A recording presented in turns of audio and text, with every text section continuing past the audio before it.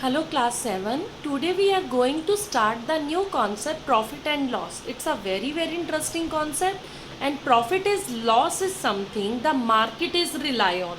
बेटा जितनी भी मार्केट है शॉप्स हैं वो प्रॉफिट और लॉस पे ही काम करती है.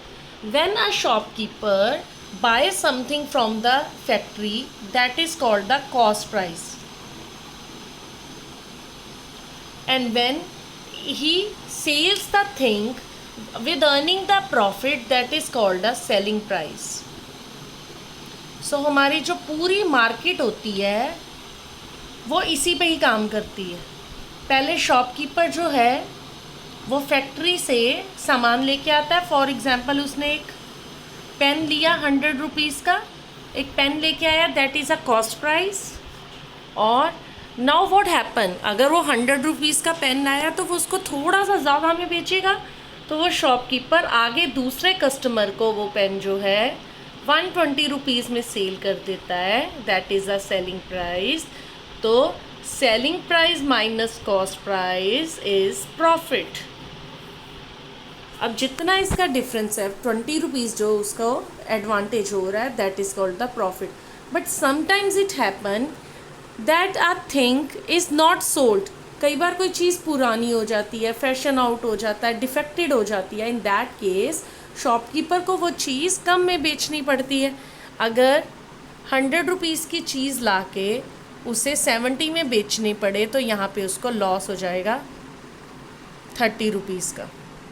And sometimes it happen when cost price and selling price is same. जितने की चीज़ ली उतने में ही बेची तो वो वहाँ कंडीशन आ जाती है नो प्रॉफिट नो लॉस. तो मेनली हमारी जो मार्केट है वो 3 चीज़ों पे काम करती है.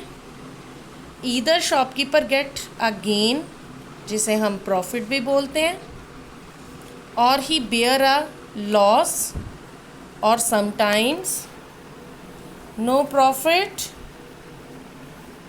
No loss.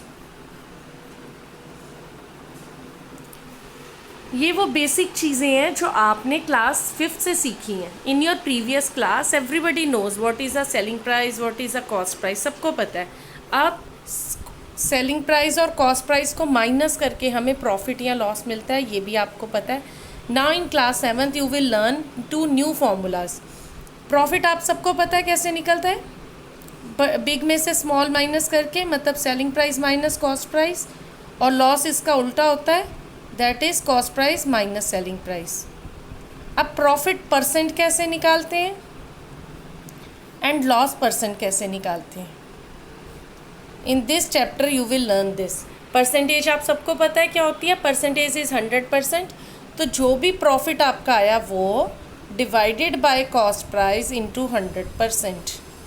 और इसी तरह से लॉस जितना भी आया divided by cost price into 100%.